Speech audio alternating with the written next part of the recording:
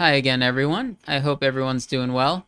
Uh, if it looks a little bit dark in here, it's because I'm recording this on kind of a rainy day. So it's a little bit of thunder, so hopefully I don't lose power. But we'll see how far we get, see how this goes. We are here to talk about continuity. So in the past two videos, we've been talking about limits, and this is going to continue with the idea of limits, and continuity is one of the important topics for calculus. So let's go ahead and get started. So, continuity. What is continuity? Well, we're going to get to a definition in just a moment. Before we do that, let me remind you of some things. So recall, in a previous lesson, we said, I believe this was from the first video on limits, the section on limits, we said if f is a polynomial,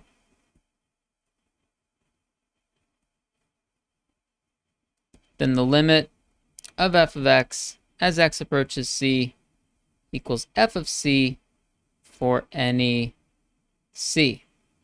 This was part of a theorem in that lesson on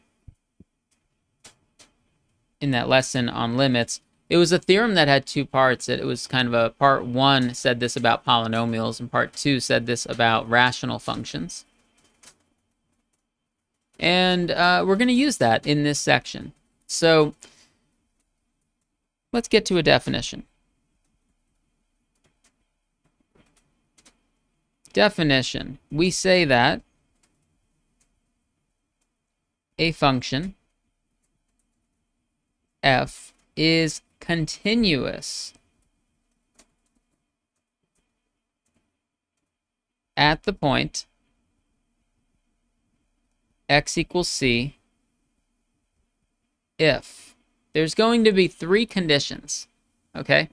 In order for a function f to be continuous at a point x equals c, there are three requirements. They all have to be true.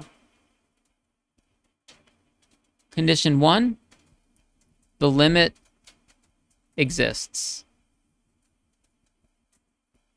As x goes to c, that limit does exist. That's one of the requirements. Second requirement, f of c exists.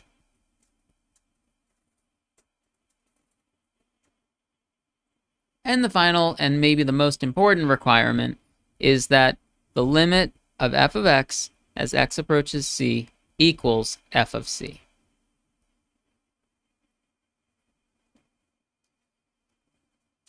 Okay, so this showed up, this equation, limit of f of x as x goes to c equals f of c, this showed up in that theorem from the lesson on limits in regard to polynomials.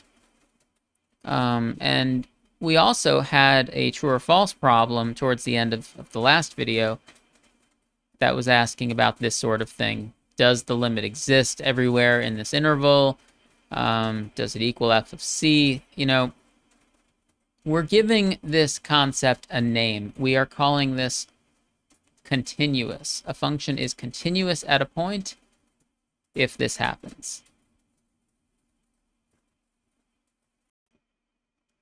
Now, a moment ago, I said that the third requirement seemed like it might be the most important. The third requirement is saying the limit of f of x, x goes to c equals f of c. The first two requirements are just saying that both of these things have to exist. They have to both exist, and they have to be equal to each other. And it seems that we are then saying that a polynomial is probably continuous for any c, like for any point x equals c, because we know that for a polynomial, the limit always exists, the function always exists, and it does turn out that they're always equal to each other. But polynomials aren't the only functions that are continuous at points. There are going to be other ones as well. First of all, I'd like to say a note here. If a function is not continuous at a point, we say f is discontinuous. Discontinuous at x equals c. So I guess I'll underline that, discontinuous. Or we sometimes say f has a discontinuity at x equals c. Discontinuities are going to turn out to be kind of these problem points. A lot of the functions that we look at in calculus are going to be continuous in most places, except for like a few discontinuities here and there. By the way, this section is called continuity, and we use the word continuity to kind of describe this concept as a whole, like, you know, the concept of whether or not a function is continuous. Now, first example is we can say, I kind of said this out loud already, but let's write it down in our notes. Every polynomial is continuous at any number x equals c. Polynomials can have different shapes and sizes, but, you know, every polynomial you've ever seen, whether it's a parabola like y equals x squared, or you know what else is also a polynomial? Straight lines, like diagonal linear functions. This is like a rough sketch of y equals 3x minus 1. These are continuous at any value, at any x number, at any x value. The limit, you pick any x value you want, and the limit exists, the function exists, and the limit and the function are equal to each other.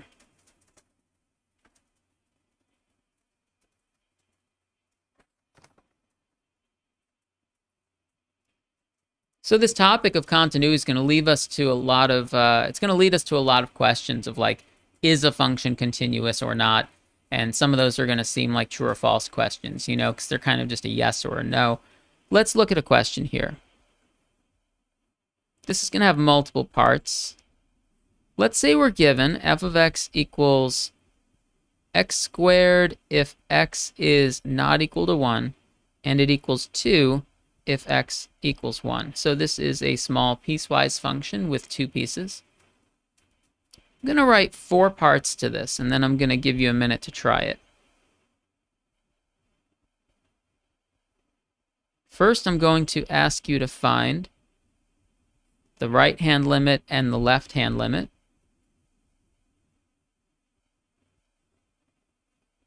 Next, I'm going to ask you to find the limit if it exists.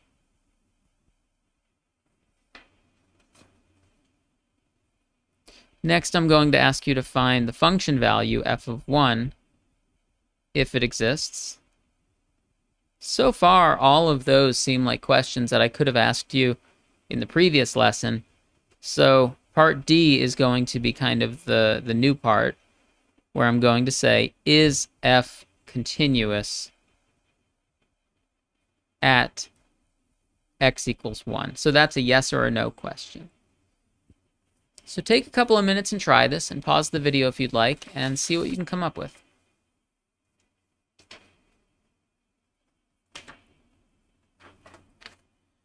All right, so it turns out that there's not really much work to show for this. I don't think I'm going to graph this. I think I'm going to answer this just based on carefully thinking about the piecewise function. So part A, hopefully what you should have found is that the one-sided limit from the right means that we are approaching 1, but we are a little bit larger than 1. Well, we're not equal to 1, right? So we're following the x squared rule, and x squared is a polynomial, which means it's okay to plug in 1. This is going to be 1 squared, which is 1. Part A also wanted us to find the other one, so let's do that here. Limit as x goes to 1 from the left. Well, if we approach 1 from the left, we're also technically not equal to 1. We're just approaching it. not equal to 1, so we follow the x squared rule, which is a polynomial, which means it's okay to plug in 1. And we get 1. We get 1 for both of them.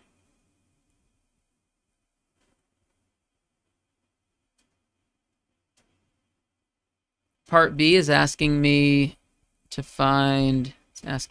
find the limit. Well, look at this. We had a theorem in the previous video about one-sided limits and limits. It said the limit exists. The limit equals L if and only if both of these limits equal L. The point of that is that both of these equal the same thing. Therefore, that is the answer to part B. Because the limit is supposed to consider approaching from the left and approaching from the right. And that's what we did. We approached from the right, we approached from the left, got the same thing. Part C wants us to find f of 1. That's really just an algebra question. Like, part C could be asked in an algebra class. You know, here's a function. What's f of 1? So, looking at this, if I put a 1 in, it tells us f of x equals 2 if x equals 1.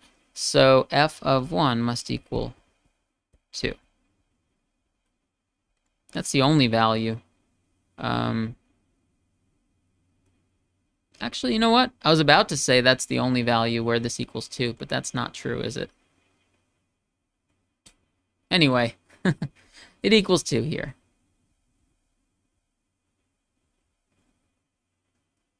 All right, is f continuous? So this is yes or no question. We can look at the 3 requirements for being continuous. All right, the 3 requirements are, does the limit exist? Yes, it does. Does f of c exist? Yes, it does. Does the limit equal f of c? No, it doesn't. The limit of the function does not equal f of 1 because we got different things here. We got a 1 and we got a 2. So we are going to say f is not continuous at x equals 1. So the answer would be no.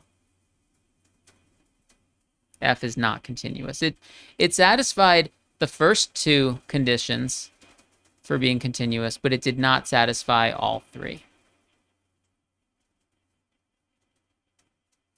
All right, now I told you I wasn't going, I said we were going to do this without drawing it, but I want to draw this anyway because I think it'll help illustrate what's happening here. Like, what does it look like for this function to not be continuous at that point? So how would I draw this? This is a piecewise function. Well, if you look at the rule for the piecewise function, in most places it equals x squared. And x squared is just the classic parabola, passes through the origin. We know some points it passes through, so it's easy to graph it. In fact, the only place where it's not on the parabola is at x equals 1. It's kind of like an open circle there.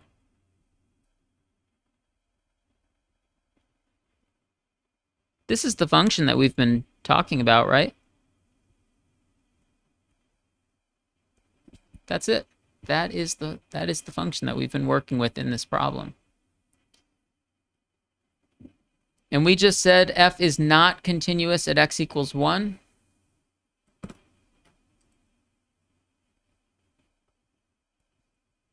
Turns out that it is not continuous here. The limit and the function value were not the same. One of them is 1, one of them is 2. And sure enough, when we draw it, we see that there is something weird going on in that spot. So that might make you think that maybe we can just, we have a definition for being continuous with these 3 conditions, but maybe we can also tell if something is continuous just by looking at a picture. Like if we were given the picture, maybe we would say, hey, something weird's going on here. It's not continuous. So it turns out that to determine continuity or discontinuity from a graph, we look for jumps or holes.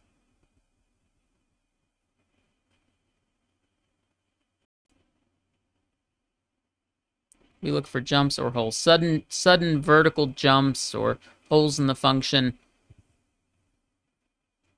So I'll show you an example. Another one where I'm going to give you a picture.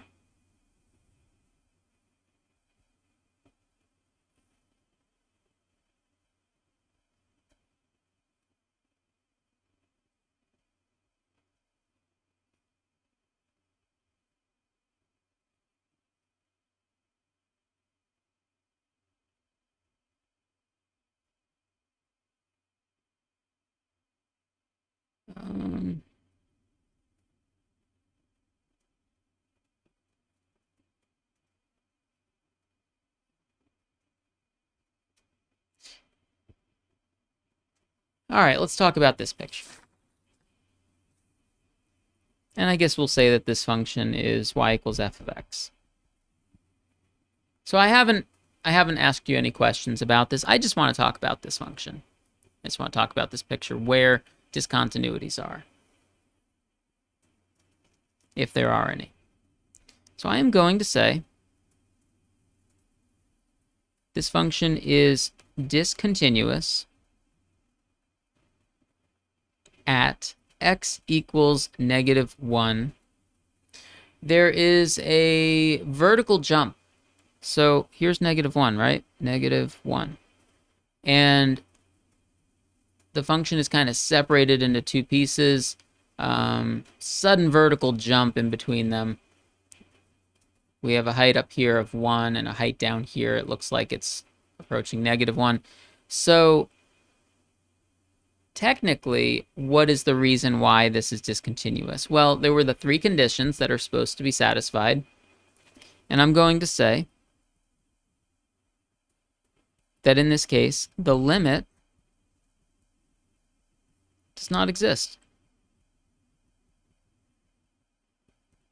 The limit doesn't exist because I think if we approach from the left or we approach from the right, we're going to get different answers. And if you get different things from the left and right, then that means the limit doesn't exist. Visually, it looks like a vertical jump. There's another problem place here. There's another problem spot. I'm going to say that this function is also discontinuous at x equals 2. But it's going to be discontinuous at x equals 2 for a different reason. If I go through the three conditions for being continuous, the problem here is that f of 2 does not exist. We just have a hole in the function there. It's just a hole there. There's no point floating above or below it or anything like that. Just a hole. The function doesn't exist there. It's not in the domain.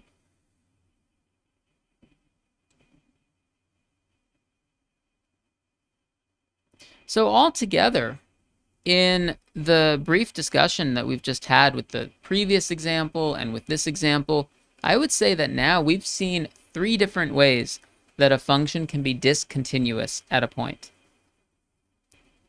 We've seen 3 different ways, because here we saw a discontinuity because the limit doesn't exist.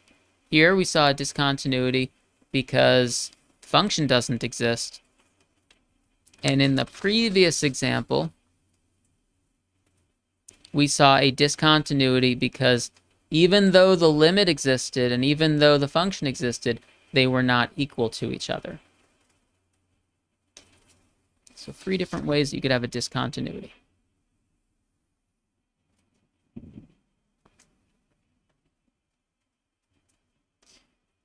Here's a question.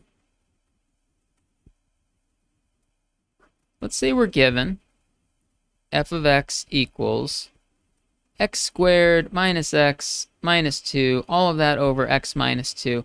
I'm going to ask, for what x is f discontinuous? I'm going to assume that most functions are continuous in most places. But like where is it not continuous? Strategy for answering this type of question is we look for values of c such that the limit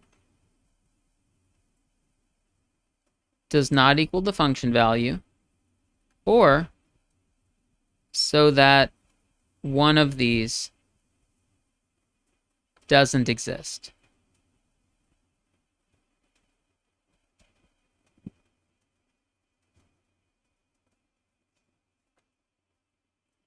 When I say one of these, I mean the left side or the right side of this little expression. You know, either the limit doesn't exist, or the function value doesn't exist, or they exist but they're not equal to each other.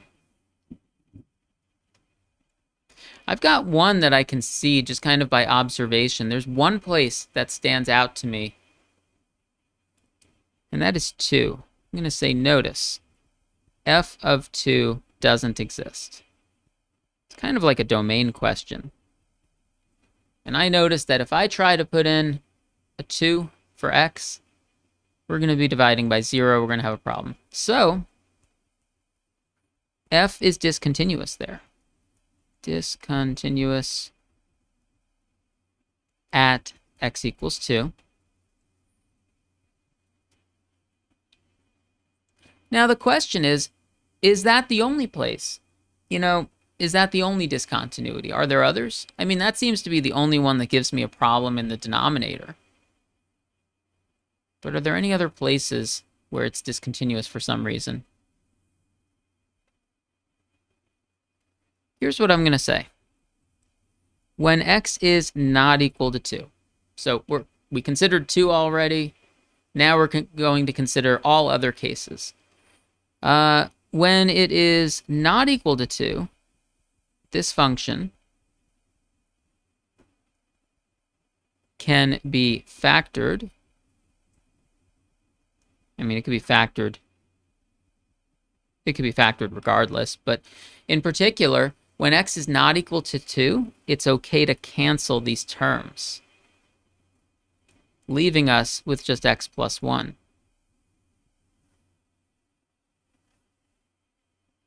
So when x is not equal to 2, this function simplifies to x plus 1. X plus 1 is a polynomial. So it is continuous at any point. So when x is not equal to 2, this function is a polynomial, which is continuous. So the conclusion, is that f is discontinuous at x equals 2 and continuous everywhere else.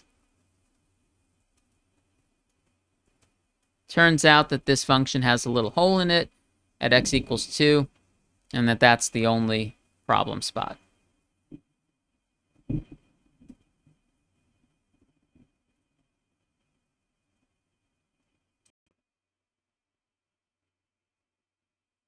So notice that I said it's continuous everywhere else. So far, we've been talking about being continuous at a point, but we want a way of talking about, we would like to have a way of talking about being continuous, not just at specific points, but kind of, big regions, or I guess a better word would be intervals. So we have a definition for this.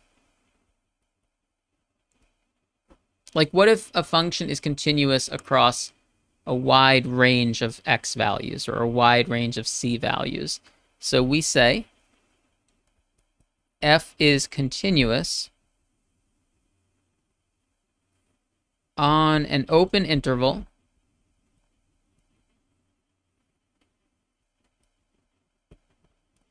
if it is continuous at every number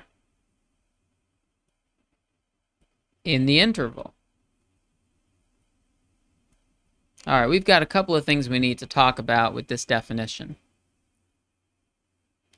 I'll just give you a chance to write that.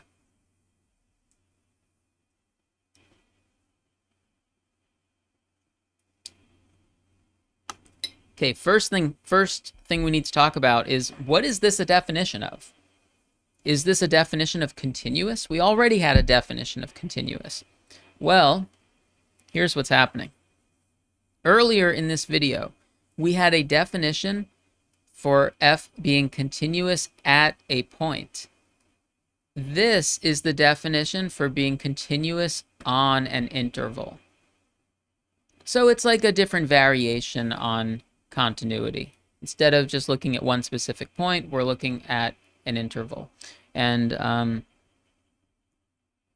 okay, so that was one thing to talk about. Second thing I wanted to talk about is what is an open interval? And I want to say you may have seen this before, the idea of open intervals, but I just want to remind you of, what does it mean for an interval to be open? It means that it is in one of these forms. It could be an interval from a to b, or negative infinity to b, or it could be from a to infinity, or it could be from infinity to infinity. The point of this is that open intervals have curved parentheses on both sides. Okay? No square brackets. That's all it is. Open interval just means no square brackets. We could talk about continuity with square brackets, but for now, we're just going to leave it at this. Talk about open intervals.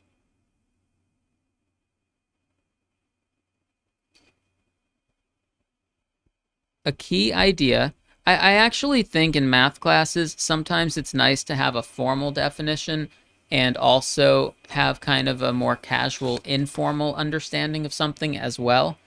And what I'm going to write here is definitely informal. But being continuous on an open interval means we can draw the curve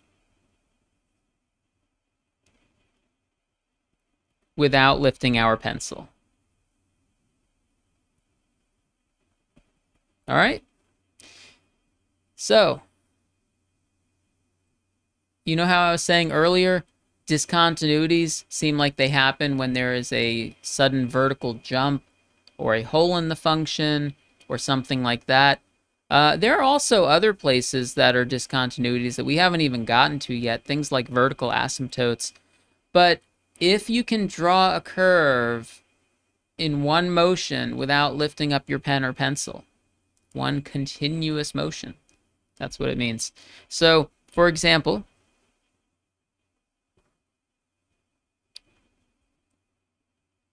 just make something up here.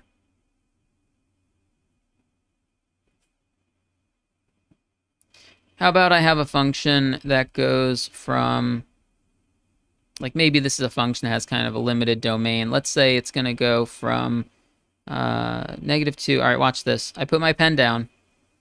I'm not going to lift it until I'm finished. We're going to go wave up and down.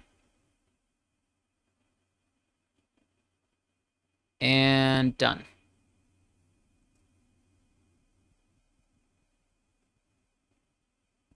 This function is continuous on the interval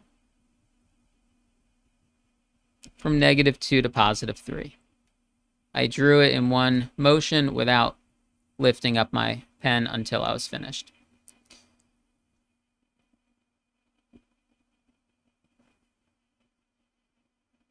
I'll show you another example.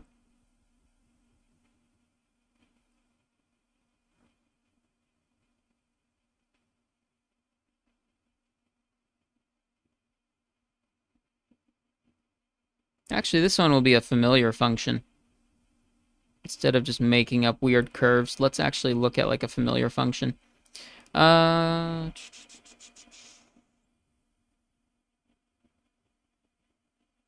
Do you know this function? This is f of x equals the square root of x. We don't take the square root of a negative number in this context. We're only interested in real numbers right now, so no square roots of anything negative. It's okay to take the square root of 0, though. Square root of 0 is 0. This is continuous on the interval from 0 to infinity. Well, I mean, I guess we don't draw the whole thing all the way out to infinity, but we did draw a little arrow that indicates that it keeps going.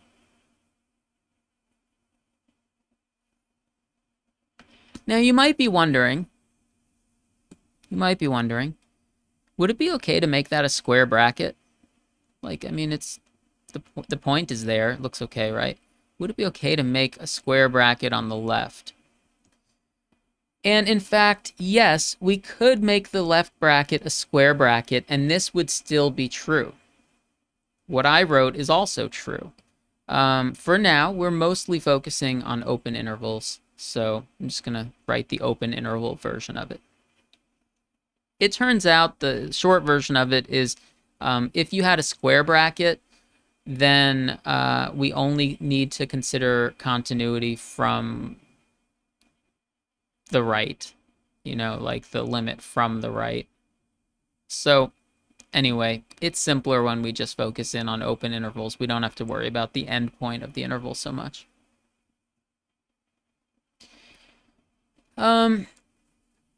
Okay, so this last example leads us to the following theorem. This is a good one. This is a good theorem. The following types of functions. Maybe I should have left myself more room at the bottom of the page. The following types of functions are continuous at every number in their domains. Okay, you ready for this? It's going to be a few different types of functions. I'm going to try to actually fit 6 different types of functions right here. So first one, polynomials. We've already said that. Polynomials, and we'll draw a quick little representative of the polynomials. There we go.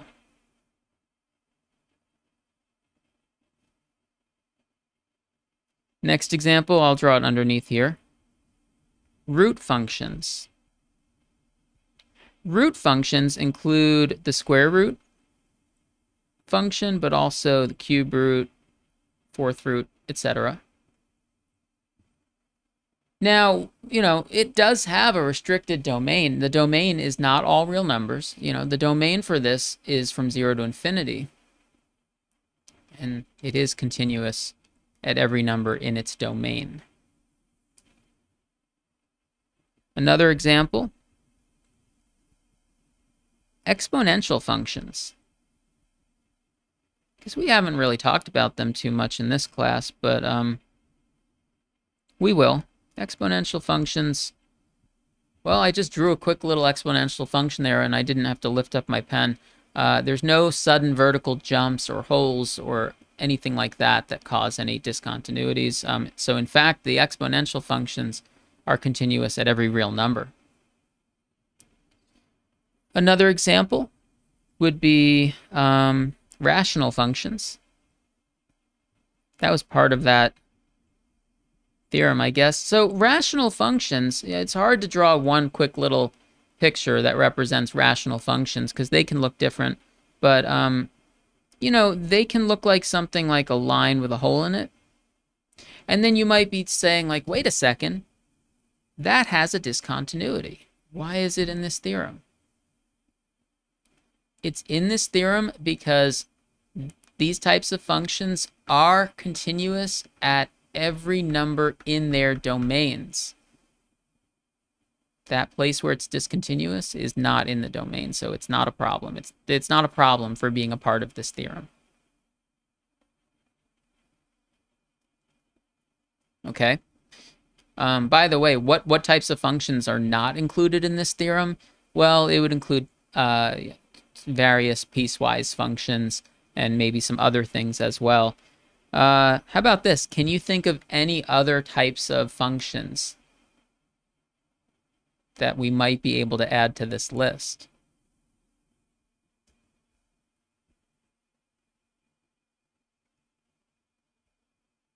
I'll tell you one. We had exponential functions. Usually when you have exponential functions, you have their corresponding logarithmic functions. Those are also continuous at every number in their domains, and they might look something like that. That's just a quick sketch of one. And one more, for this theorem at least, one more type of function that's continuous at every number in its domains. That's actually kind of important for calculus. Trig functions. Trig functions.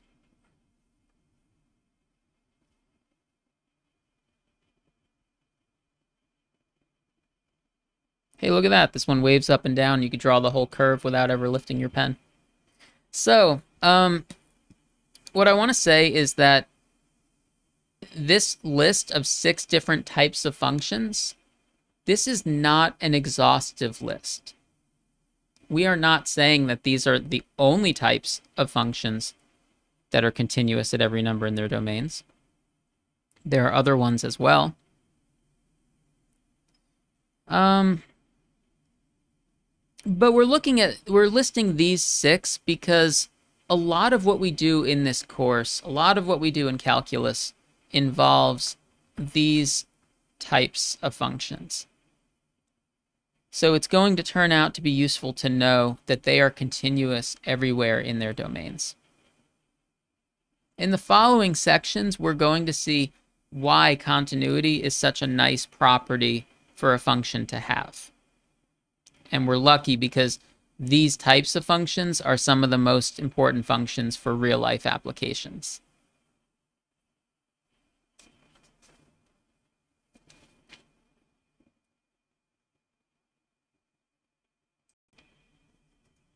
Okay, so far we have explained what it means for a function to be continuous at a point. We've also explained what it means for a function to be continuous on an interval. And we've seen that some of the most common functions are continuous everywhere in their domains. So we've got one more thing for this section. We'll get a new sheet of paper for this.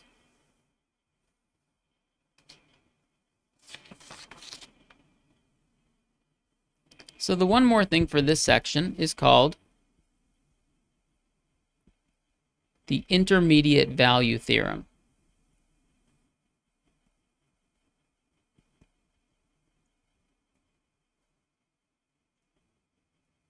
I think earlier I was saying something about definitions, and I was saying that sometimes in math it's useful to have the formal version of a definition, but also to have a more informal understanding of it.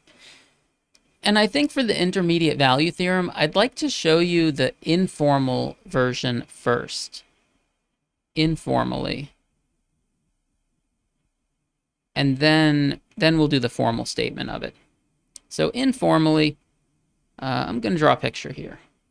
We'll have an xy plane. And I'm going to draw a continuous curve on some kind of interval. So let's do this.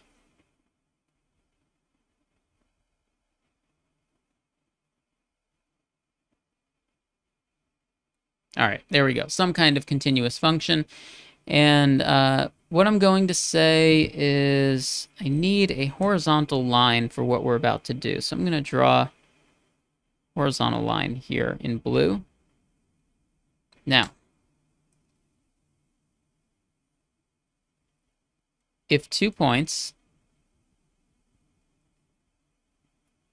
are connected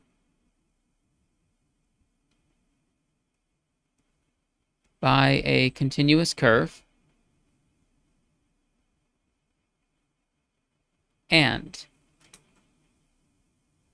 by the way, the 2 points I'm talking about are the 2 that are kind of shaded in here. All right, these 2 points are connected by a continuous curve. And one point is above the line, the straight line, and the other point is below the line.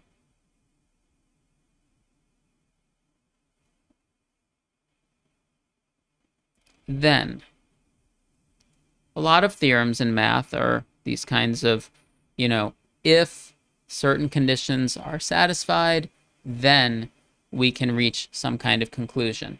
And we are saying if 2 points are connected by a continuous curve, and 1 point is above the line, 1 point is below the line, then there must be at least one place where the curve crosses the line.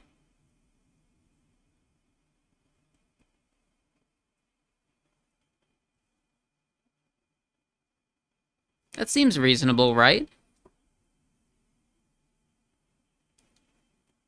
The curve connects these 2 points. In order to get from one point to the other, it must cross that blue line, because one of the points is above it, one of the points is below it. Now notice the use of the word continuous. That word seems important here. I mean, not just because this is the lesson on continuity, but it seems like this whole thing would fall apart if you took that word away. If you took the word continuous out of this, then it would be possible to have a vertical jump. And if you had a vertical jump, you might be able to skip over the blue line without ever crossing through it. That would be a different situation. But we have the word continuous, so we can't do a vertical jump. We can't skip over the blue line. Therefore, we must actually cross the line in at least one place. This could wave up and down a couple of extra times, and it could cross the blue line more than once, but the theorem is going to say has to be at least once. So this, believe it or not, was the informal version. More formally, let's call this function f, and let's call these 2 points by some letters, and we're going to say if f is a continuous function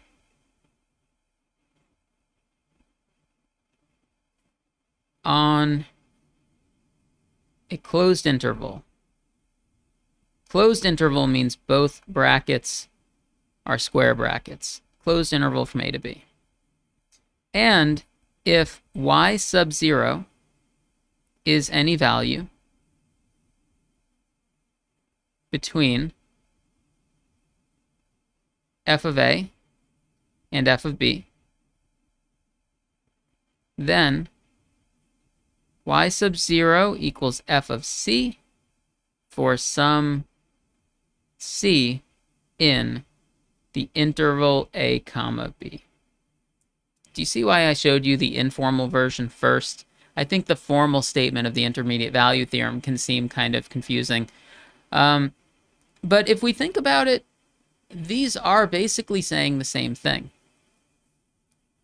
Maybe I can add to the picture above to convince you that what we wrote above does correspond to what we wrote below.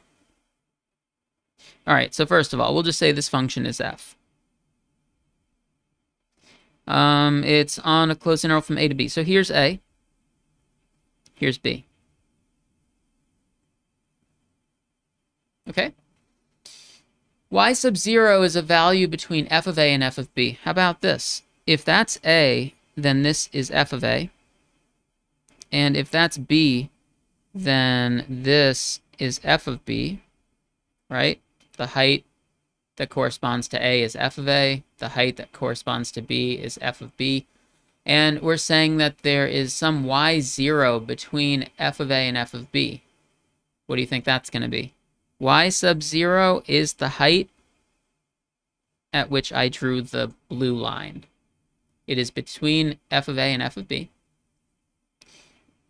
And we do have this. We have a continuous function on this interval. We have a value y sub 0 between f of a and f of b. Then the conclusion is that y sub 0 equals f of c for some c. Here's the place where we intersect. And here is the c. It's saying that there has to be this number c somewhere in the interval from a to b. All right. Now, we're not going to prove this theorem right now. The proof of the intermediate value theorem is somewhat advanced. It's actually not in this section of the textbook that I'm referencing. It's actually like in an appendix. Typically, you would prove the intermediate value theorem in a more advanced class called real analysis. So we're going to skip the proof for now, but I want to show you something that this theorem can be used for.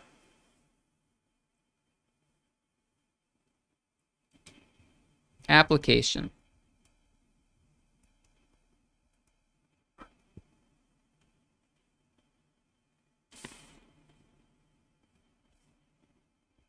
Application. Let's prove that the function f of x equals x cubed minus x minus 1 has a root between 1 and 2. I'll show you how to do this one, because this is a different type of problem for us. How are we going to use the intermediate value theorem?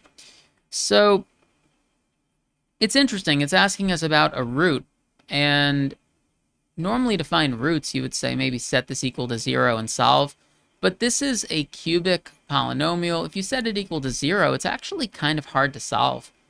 It doesn't look like it's going to factor. I mean, if it was quadratic, we could do something like the quadratic formula, but this is cubic. So how can we show that there is a root somewhere between 1 and 2? I'll show you.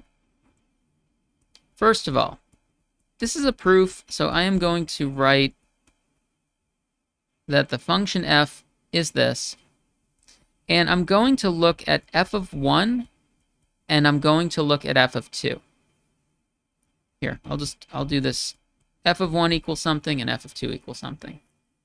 Why am I doing 1 and 2? Because that's what the problem is asking about. So if I put in 1, we get 1 cubed minus 1 minus 1. We get negative 1.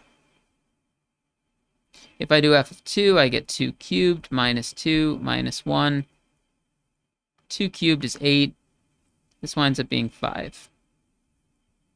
In proofs, we usually like to use sentences and punctuation and, use words. So 2 sentences so far. Now, do we have the requirements of the intermediate value theorem? What I'm going to say is, since negative 1 is less than 0 is less than 5, y sub 0 equals 0 is between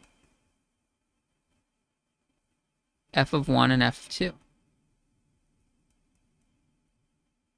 I guess you could say if we were drawing this, and I'm not planning on drawing this function, but if we were drawing this, my blue line would be at the x-axis. I'm trying to show that this curve crosses the x-axis between 1 and 2. So that's my y sub 0. It's at a height of 0. There's only one more piece of information that we need. Like, we're going to conclude that that there must be some c between 1 and 2 such that f of c equals 0, and therefore we have a root. There's only one more thing that we should probably say, and that is, since f is a polynomial, it is continuous, because being continuous was one of the requirements of the intermediate value theorem. I'm going to say it's continuous on R. It's continuous for all real numbers. If it's continuous for all real numbers, then it's definitely continuous from 1 to 2, right? It's continuous everywhere, so yeah, it's continuous from 1 to 2. By the intermediate value theorem, I'm going to abbreviate it, by the IVT, there is some number c in the interval from 1 to 2 such that f of c equals 0. And that's the end of this proof. We proved that there must be a root somewhere between 1 and 2. Pretty cool. It actually doesn't tell us what the root is. It just proves that there must be one. That's kind of interesting. Maybe if you wanted to try to narrow it down, like, okay, so now we know that there's a root for this function between 1 and 2. So maybe it's like 1 point something.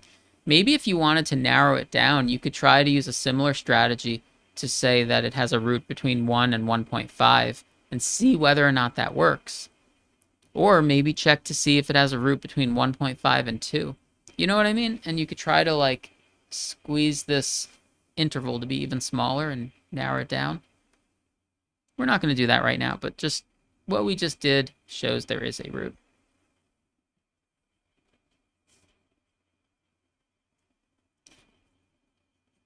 If you get a problem like this, you can kind of follow this kind of format of a proof. I know we haven't really, I haven't asked you to write a lot of proofs yet. I mean, we're still early in the semester, but you can follow some kind of format like this. There's a little bit of flexibility when you're writing a proof to kind of put things in your own words.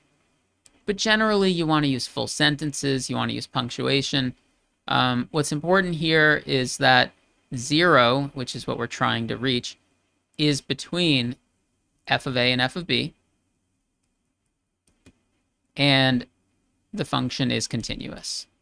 Therefore, the IVT tells us there's a root. I was thinking about ending things here, but you know what? Let's do one more of these. I'll give you one of these to have you try it. And then, you can try it on your own, and then you can compare with my answer. So, example, prove that f of x equals x cubed minus 15x plus 1 has a root between -4 and 4. So why don't you take a minute, maybe pause the video, see if you can write a proof for this.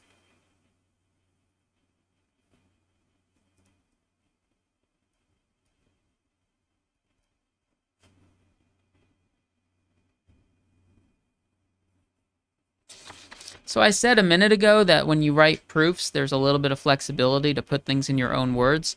So I might not even write the proof exactly the same way both times myself. I might write some of the things in a different order. For this one, I decided to start by saying, first, since f is a polynomial, it is continuous everywhere. Okay, so I decided to say that first. If I don't say it now, I should say it later. It's part of the justification for why the intermediate value theorem applies in this situation. All right, we're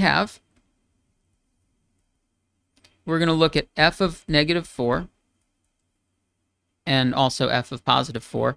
So, okay, put in -4, we get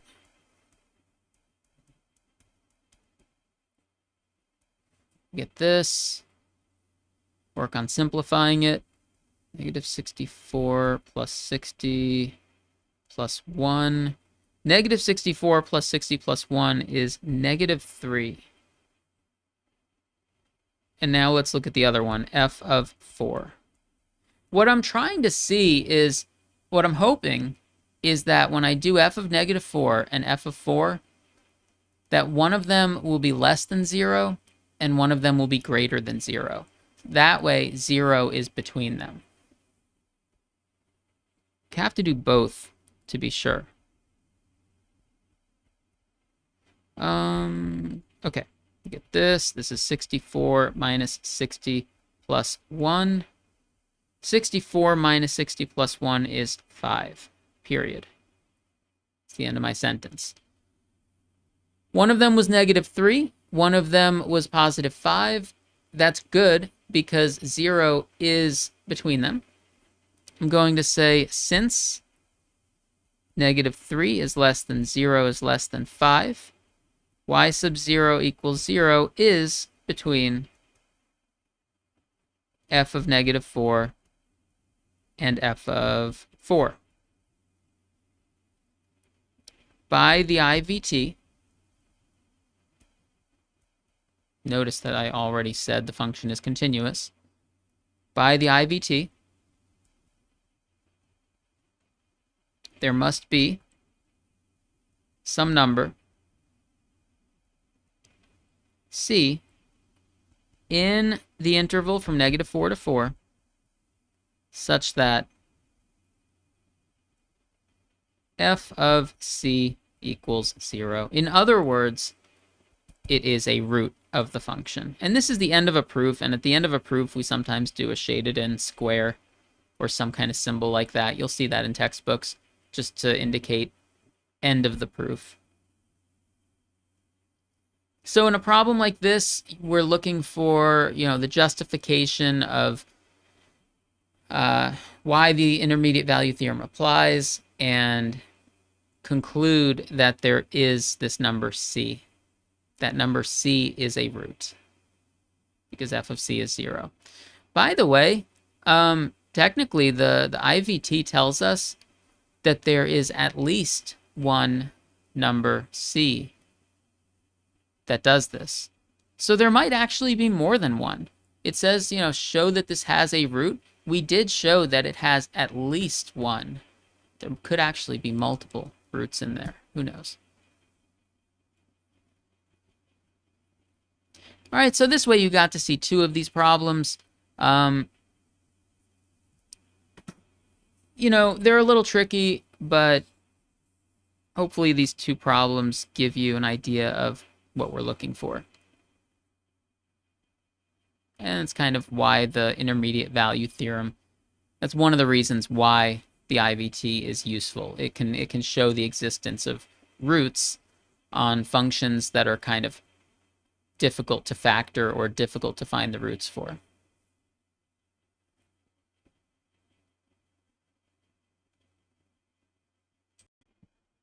All right, so that was our section on continuity.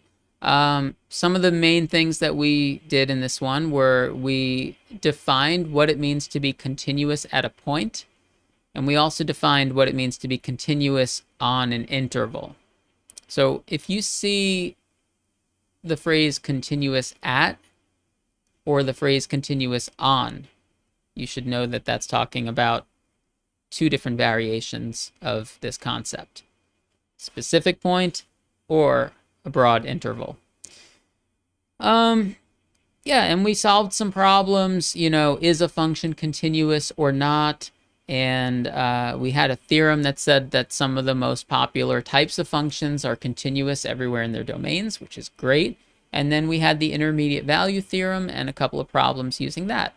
So that's the section on continuity. The next lesson we do is going to talk more about limits. And it's going to talk about limits involving infinity, because one of the things that calculus likes to study is the concept of infinity. So that's going to be good. All right, so that's it for today. Hope everyone is doing well, and I'll see you soon.